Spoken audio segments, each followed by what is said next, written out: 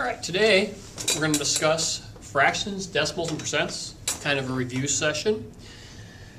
And remember, all three of these just represent a value. They all represent the same value. They're just visually different. All right, and the big thing to start with is we must remember fractions are just division.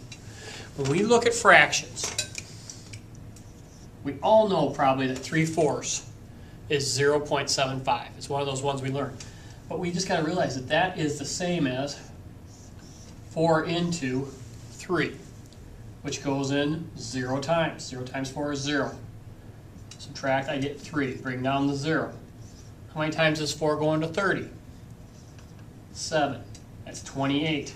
Take away the 2. Make another 0, bring it down. 5. 3 divided by 4 is 0.75. The other thing we can do is talk about how does that go to 100. And a lot of times people will say, well, you just multiply by 100. And remember, when you multiply by 100%, because percent, cent, C-E-N-T, just like dollars and cents, means move it 2 times. 75%. All three of the circled values here are the same. They're just different representations. 3/4 is a good one to start with, but the one we probably know best is 1/2. And if we think of 1 part out of 2, 1 part out of 2, we immediately know that this decimal is 0.5. And a lot of times when we think about it, I put the 0 here, because then when we make the conversion move, we multiply by 100, we get 50%. Memorizing this one, or knowing this one from your top of your head, helps a lot often. But if you forget it, remember, fractions are just division. And you get the same answer. Often we just want to keep up practice to make sure we can make the conversions. And the way we go to do this is, the steps are this. If we have a fraction, we do the division. That gives us the decimal. Once we have the decimal, we can multiply by 100% to get the percent. And we can operate the other ways. We'll talk about how you turn a decimal into a fraction here in a second. So the easiest way to see this again and review it is probably doing it. Half is 0.50, which is 50%. Kind of reminds us what has to happen for operations. So I have 6 out of 20, which actually, we're going to change that. We'll make that 7 out of 20. So we'll have to set up a division problem first. 20 goes into 7. I put a 0. I get 3, which is 60. I get 10. I bring down another 0, which is 5. 0.35. I'll grab an eraser here.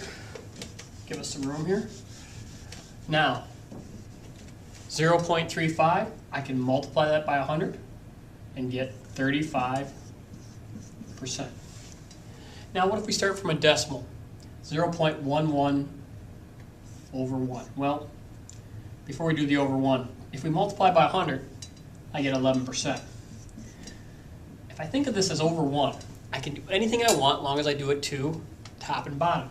I want to turn 0.11 into a whole number. I'm going to multiply the top by 100 and the bottom by 100. When I do that, I get the fraction 11/100.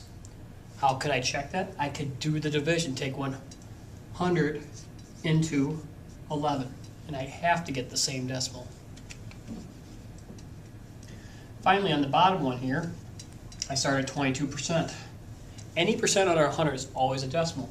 I'll divide it by 100, which gives me 0.22.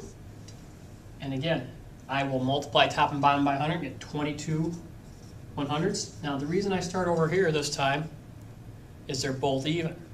I can divide both by 2 to simplify, and I can get 11/50. And if I take 50 into 11 in division, I'll get 0.22. That takes us to some of the other special cases here. 24 into 11. I'll tell you right now, this comes out to be a repeating decimal. And if I take 24 into 11 and do the division, I'll get a decimal. The decimal I get when I do that longhand division is 0.4583 repeating. If I want to make this rounded to the hundredths place, I would get 0.46. The percent here then would be 46%. When I have a decimal of 1.3, there's a couple ways I can do this.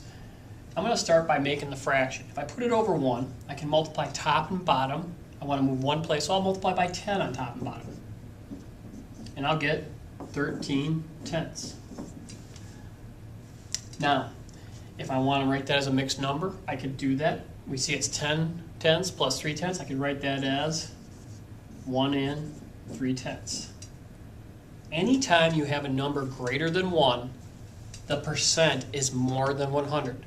Percents, because I multiply this by 100% and I move the decimal place 2 spots, 1.3 becomes